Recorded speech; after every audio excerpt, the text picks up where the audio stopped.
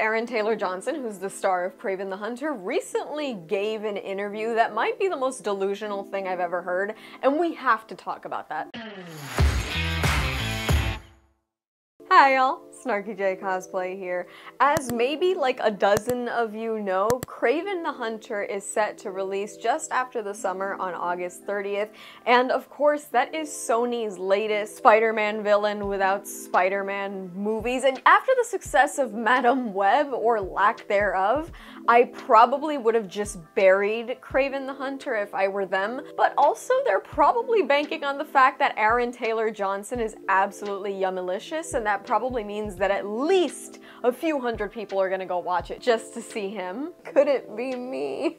First and foremost, Aaron Taylor Johnson originally joined the MCU back in Age of Ultron. He had a single appearance as Pietro Maximoff, the twin brother of Wanda Maximoff, otherwise known as the Scarlet Witch. And even though Aaron was absolutely babely during his time as Quicksilver, it was short-lived because he basically got turned into Swiss cheese by the end of the movie and we never saw him again. Now Aaron Taylor Johnson is back in the MCU. Well, it's not technically the MCU at all. It's Sony in association with Marvel, and that's his big re-entry into the superhero genre, and I could not be more disappointed. What a waste of perfect abs.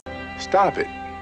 Get some help. Let the record show that I'm going to try to keep the Aaron Taylor Johnson thirst to an absolute minimum while I do the rest of this video, but I feel like I'm already not doing a good job. Anyways, Aaron Taylor Johnson recently gave this interview about Kraven the Hunter, and we have to break this down. He said, "I think there was something unique about this character, and something grounded. He might have been a unique and grounded character before Sony literally reduced Kraven's origin story to I got bled on by a radioactive lion and turned into a lion hunter guy." He then continued to say, "We've all had enough of seeing certain studio films, a certain kind of pop culture, where they're churning out stuff that dilutes wanting to go to the cinema." You mean every recent piece of Sony content? Madam Web, Morbius, Venom 2, the first Venom? None of that diluted wanting to go to the cinema. Madam Web actually diluted my desire not just to go to the cinema, but my desire to live. I wouldn't have signed on to it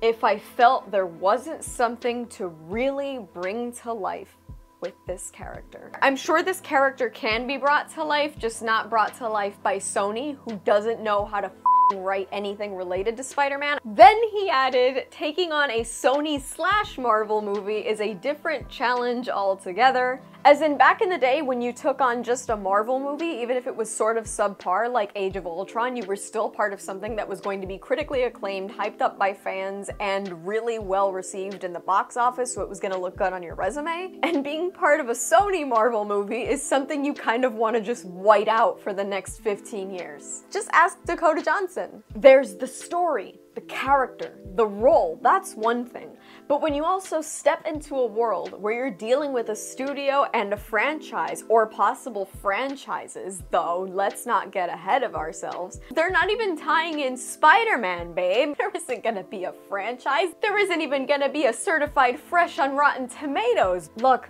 I love him, okay? That much is clear. The only reason I'm gonna watch Kraven is because I'm craving a little bit of Aaron Taylor Johnson. Oh, brother, this guy stinks! I said I would be better, and I'm not even sorry because that one was very clever. I don't care what any of you say. But this is already not going to be a good movie because you look at the trailer and it already looks like dog shit. And we look at Sony's track record with these characters and they're all dog shit. Look how bad Madam Web flopped. I mean, at this point, I'm convinced that Sony has some sort of money laundering operation going on, because why would they keep wasting money on these movies that nobody wants to watch, and when they do watch it, nobody likes them? This is absolutely insane. The fact that anybody would tie their name to this film and assume that they're doing something better than what other studios are doing, to assume that Kraven the Hunter is gonna be one of those that isn't diluting the desire to go to the cinema, that's just lunacy, babe. I can't even listen to this. Kraven the Hunter is set to bomb. It's set to bomb, because after Madam Web, which I don't think any living, breathing person really enjoyed, that's exactly what KRAVEN the Hunter is going to be. The good news for Aaron Taylor Johnson is that it seems like he's actually going to be our next James Bond, so his career shouldn't suffer too much as a result of this lion-sized absolute disaster. But I guess it all remains to be seen. And that's all from me. I've been SnarkyJay. Thank you so much for watching. Please don't forget to like and subscribe. For more SnarkyJay, be sure to check me out on Instagram. And if you'd like to support me, my channel, and my content creation, do check out and consider subscribing to my Patreon for exclusive content and photo shoot sets. I will add links to both in the description below. And let me know your thoughts about KRAVEN the Hunter in the comments below.